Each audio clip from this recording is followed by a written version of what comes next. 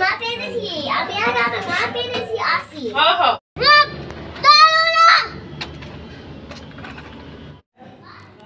আসসালামু আলাইকুম, welcome back to my another blog. যে যেখান থেকে ভিডিওটি দেখছেন আশা করি আল্লাহর রহমতে সবাই ভালো আছেন। আমরাও আল্লাহর রহমতে ভালো আছি। ঘুম থেকে উঠে সকালের নাস্তা করার জন্য এই যে দুটো রুটি, রাতে রাখা তরকারি এবং একটি কলা নিয়ে বসে পড়েছি। অনেকেই বলবেন যে রাতে রাখা তরকারি দিয়ে কেন আপনি রুটি খাচ্ছেন। আমার এই তরকারিগুলো দিয়েই রুটি খেতে খুবই ভালো লাগে। আপনারাও ট্রাই করবেন যে রাতের রয়ে যাওয়া তরকারি দিয়ে সকালবেলায় নাস্তায় রুটির সাথে খেতে, তাহলে বুঝবেন কতটা মজা লাগে। এখানে আমার ভাই কলা দিয়ে রুটি খাচ্ছে, এই যে এভাবে করে বসে আছে যেন সে খেতে খেতে ঘুমিয়েই যাচ্ছে। অন্যদিকে এই যে দেখুন আমার বড় বাবা কিভাবে অল্প একটু জায়গার ভিতরে শুয়ে শুয়ে সে দুধ খাচ্ছে। তো তাকে ফিডারে দুধ ভরে দেওয়া হয় আর সে মনে করে সেটা হচ্ছে হোয়াইট জুস।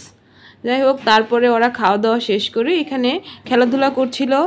তো বারান্দায় বসে বসে সব খেলনা নিয়ে ওরা এমনভাবে খেলছিল।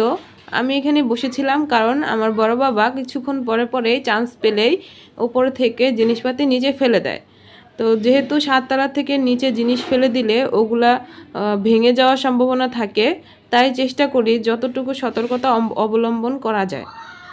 অন্যদিকে দুইজনকেই গোসল করানো শেষ হয়ে গেছে। গোসল করা শেষ হওয়ার পর ছোট বাবাকে ঘুম পাড়ানোর জন্য আমি রুমে নিয়ে আসলাম, সাথে সাথে বড় বাবাও পিছে পিছে আসা শেষ। তো আমি যতবারই আমার ছোট ছেলেকে ঘুম পাড়াই, আমার বড় ছেলে ওর ঘুম ভাঙিয়ে দেয়। কারণ ছোট মানুষ বিছানায় শোয়ানোর পর বিছানায় যদি কেউ লাফালাফি করে স্বাভাবিকতই ঘুম ভেঙে যায়। আর ওরা দুজন এতটা চিল্লাচিল্লি করে যা বলার বাহিরে। ও চিল্লাচিল্লির জন্য ঘুমাতেই পারে না। তো দেখতেই পারলেন ঘুমন্ত অবস্থায় ওকে শুয়ে দিয়েছিলাম, সাথে সাথে আবার উঠাও হয়ে গেল। তো ওকে আবারও ঘুম পাড়াতে পাড়াতে এদিকে আবার আমাদের গ্রাম থেকে আমার খালামণি আর আমার নানিমণি আসার কথা ছিল, ওনারাও চলে আসছে। তো নানি তো যখনই আসে অনেক অনেক জিনিসপাতি নিয়ে আসে। গ্রামে থেকে মানুষ আসে, বুঝতেই পারেন যে কি পরিমাণ জিনিস তারা আনতে পারে। তো এদিকে আমাদের গ্রামে এক ধরনের মিষ্টি পাওয়া যায়। মিষ্টিগুলো এতটা মজা যে ঢাকার বিভিন্ন ব্র্যান্ডেড মিষ্টিগুলোকেও হার মানিয়ে দিবে এই মিষ্টির টেস্ট।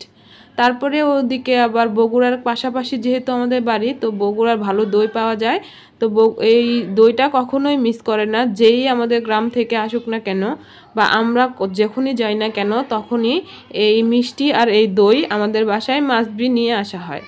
তারপরে এদিকে নানি কাঁঠাল কেটে এনেছিল। এই কাঁঠালটা হচ্ছে একদম পাকাও না আবার একদম কাঁচাও না, মোটামুটি একটু যখন হালকা পাকার মতো হয়ে যায়, মানে পাকার ভাব ভাব হবে, তখন কাঁঠালটাকে কেটে এভাবে করে রোয়া বের করে নিয়ে সিদ্ধ করে আমরা খাই। মূলত এটা অনেক টেস্ট লাগে।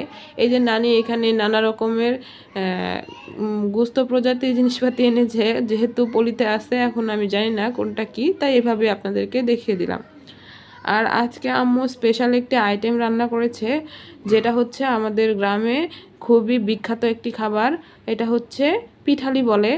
তো গরুর মাংস দিয়ে পিঠালি পাকিয়েছে আর এখানে কাঁঠালের বীজ ভর্তা করেছে। তো অল্প কিছু আইটেমই করেছে। অন্যদিকে দেখা গেল নানি যে কাঁঠালগুলো নিয়ে আসছিল ওগুলোকে সিদ্ধ করতে বসিয়ে দিয়েছে। এই যে সামান্য একটু লবণ দিয়ে, মানে টেস্ট মতো আর কি, লবণ দিয়ে, শুধুমাত্র এই লবণ দিয়েই এই কাঁঠালটাকে সিদ্ধ করা হবে। আর এটা খেতে এতটা টেস্টি হবে যা বলার বাহিরে। আপনারা এভাবে ট্রাই করে দেখতে পারেন।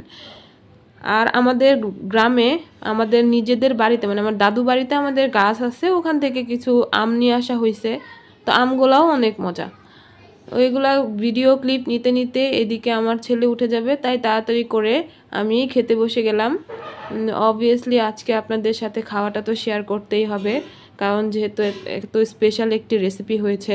তো আমি প্রথমে কাঁঠালের বীজ দিয়ে খেয়ে নিব, তারপরে আপনাদেরকে দেখাবো যে স্পেশাল আইটেমটা কি।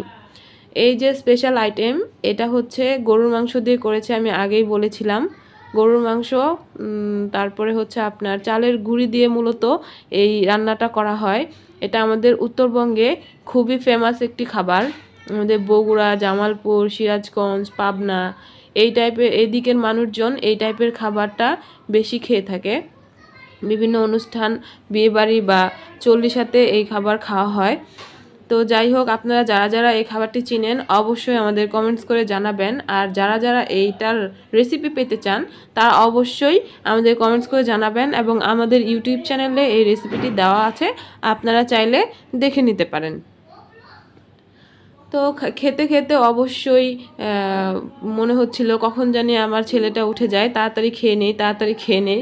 তো খাওয়া শেষে যেহেতু বগুড়ার দই এসেছে সেহেতু না খেলে তো হবেই না। তো এখানে আমি অল্প একটু দইও নিয়েছিলাম। তারপরে সবাই মিলে বিকেলে ঘুমিয়ে গিয়েছিলাম। প্রতিদিন ঘুমানোটা আমাদের সবার হ্যাবিট। তো ঘুম থেকে উঠে চা না খেলে তো হবেই না, আবার ঠান্ডা ঠান্ডা যেহেতু একটু আছেই, মাথাটাও ধরেছিল। তো আমি এখানে শুধু চা খাবো, আমার মা আর বোন রুটি খাবে। আজকের ব্লগটি এখানেই শেষ করছি। দেখা হচ্ছে পরবর্তী ব্লগে। সবাই ভালো থাকবেন।